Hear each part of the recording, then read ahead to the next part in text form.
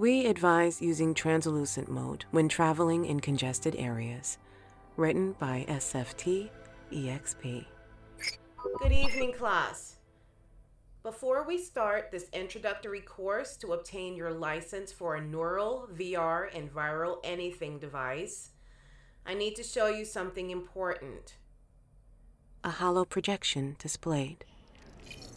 A person in a busy subway activated their VR, replacing the environment with a forest. The device said when to move forward, backward, left, right, or stop. During the navigation, a horn honked loudly, and a vehicle crushed the person to death. The students gasped. Yes, indeed, it is horrifying. The VR's auto assist failed. It's the highest cause of fatality in the nation. We advise using translucent mode when traveling in congested areas.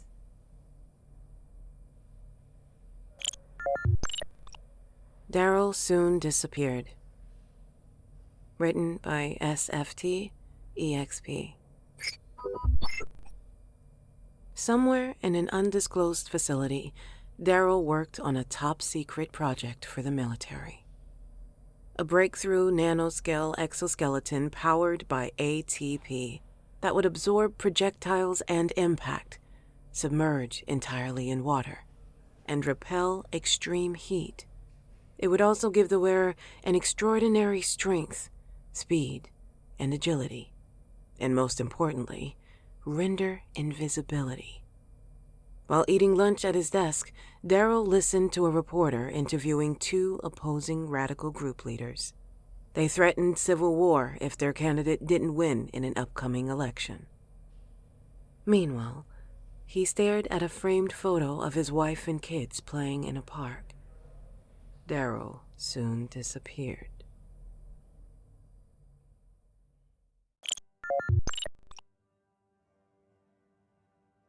(2023) Written by Simba the Savage 8.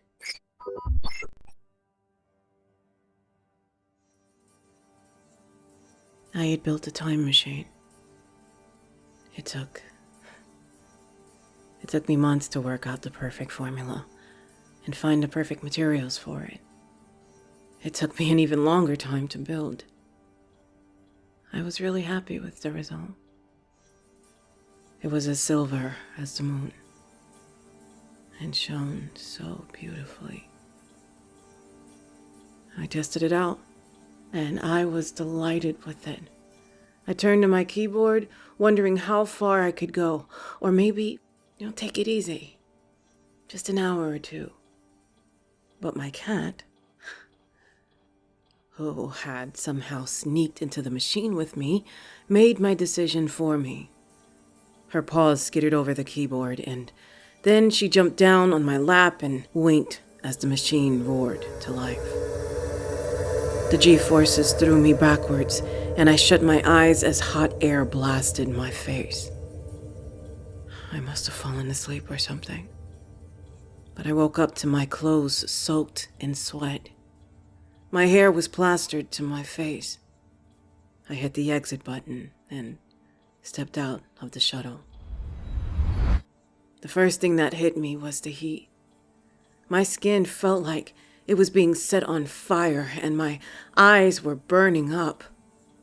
The ground was dry and cracked, and there were no signs of life. I squinted up at the sun and discovered it was a violent crimson and too close to the earth. I began to walk. And less than 5 minutes later, my throat was parched.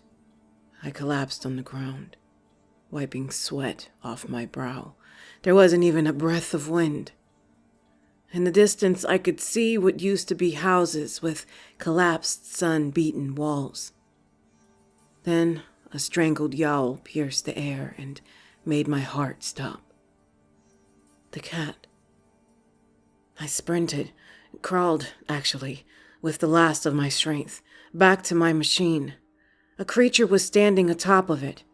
It was as thin as a twig, with long, gangly limbs and bone-white hair that was sucking all the juices and flesh from her. Blood slithered down its face. It threw away her carcass, and its head creaked to look at me, and it grinned. And I saw it had the face of a child, and my heart melted. But then it made a hungry lunge for my leg and tore it off like paper as I desperately leapt back into my machine. The engine roared back up, and as it rose towards the desert sun, I looked back down to see it sucking on the leg happily. Its eyes rolled back into its head. I touched down 2 hours after I left, happy to see my time, my paradise. But my smile froze when I noticed the sun was shooting towards the earth and turning a violent shade of crimson. Then I heard my young nephew call my name. And when I saw he was suddenly taller and his arms were getting longer by the second and his smile was stretching wider in the most unnatural way, my heart nearly stopped in my chest.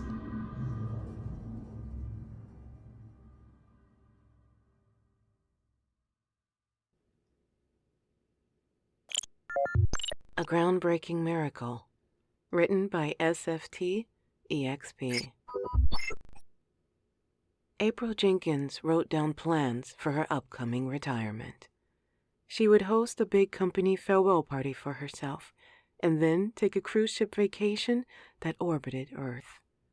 Meanwhile, she would research various Martian colonies made for retirees, totally automated, and with no income tax. April watched a holographic stream while reviewing her Freedom from Work bucket list. Breaking news, said an AI news anchor. Indeed, fantastic breaking news, said their AI co-anchor. It is fantastic, isn't it? Scientists have finally discovered a groundbreaking miracle. That's right. Nanotechnology has been proven to not only stop, but also reverse aging. Immortality? It sure looks like it. April gasped.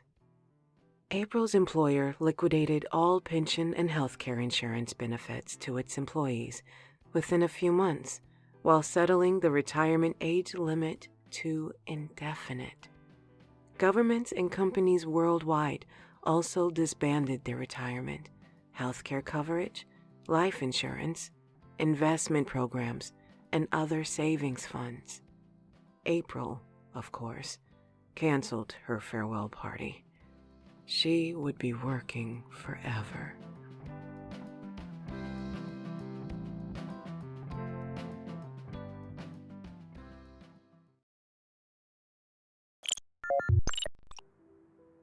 Monument of Souls.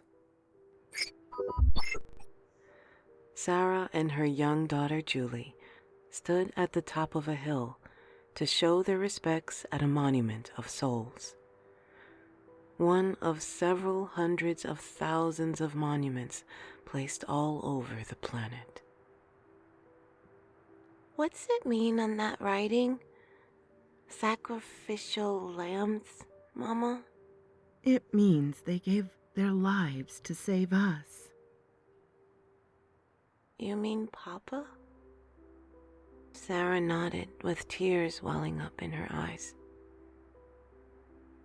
But Mama, the scientists say... Yes, that's true.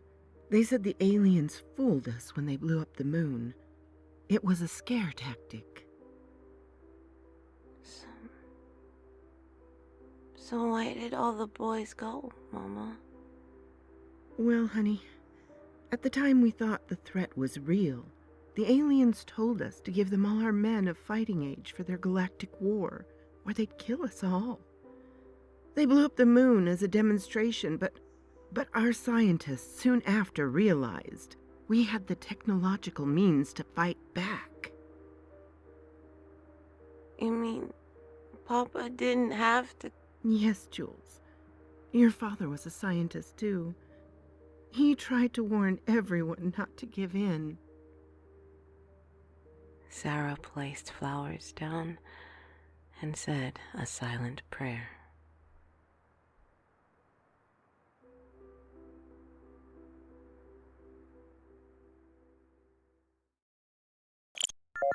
A Tear in the Fabric of Reality. Written by psyopticnerve. We're trying to reach through the very fabric of reality. That's what they told me. I didn't care what it meant. I didn't even bother reading the hundreds of waivers I'd signed. All I knew was that I had a chance to take part in something that might benefit others, and that there was a very good chance of bodily harm.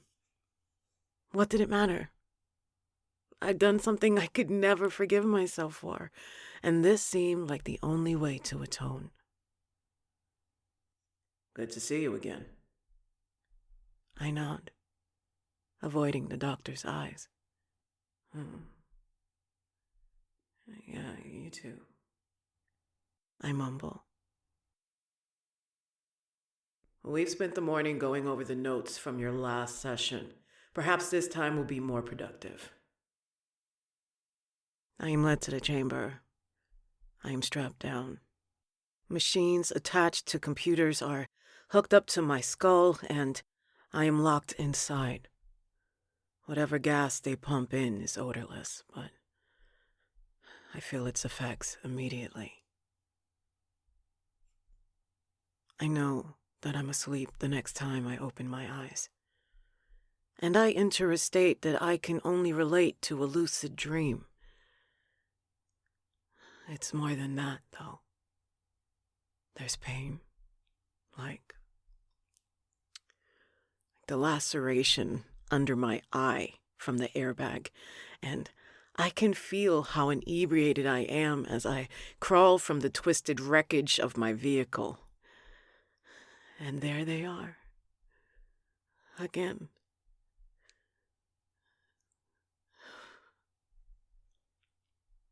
The other driver is slumped over the wheel, bloody, lifeless. Her glassy eyes stare through me, and in the back seat... Fuck.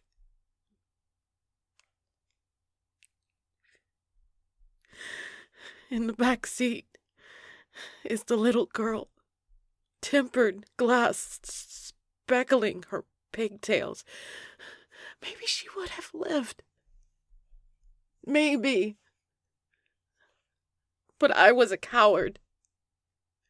And I ran from the scene. I left her to die. It's always at this point that I can feel something pulling my outsides inwards.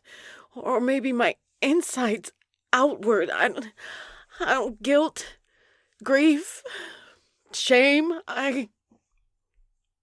It's the type of agony that begins at the molecular level, and it is ripping me apart. My dream state body is disintegrating, and the flesh peels from my bones, trailing off in sinewy tendrils before melting away into the ether. But this time I'm determined to hang on, to keep myself from waking up, to tear through this reality and into another. Oh no, this time I'm determined to save them. I will reach through. My eyes flutter open and shut, each time revealing a cascade of images. Doctors monitoring my vitals from outside the chamber, smoking wreckage, dead, glassy eyes. EKG spiking. A disintegrating figure. Flames engulfing a vehicle. A little girl silently wailing over and over and...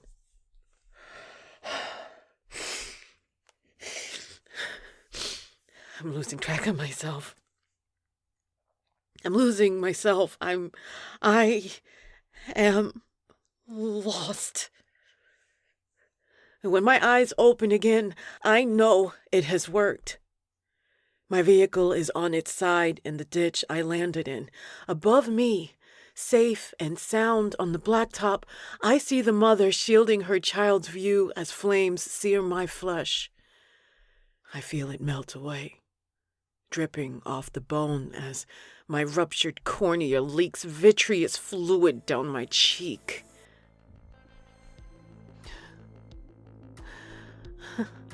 I smile.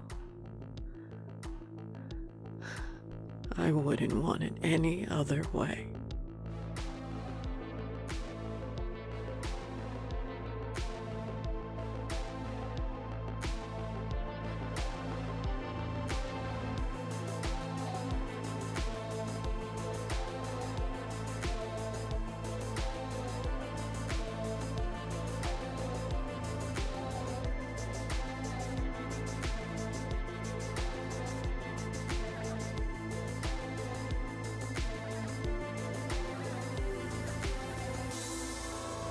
Mind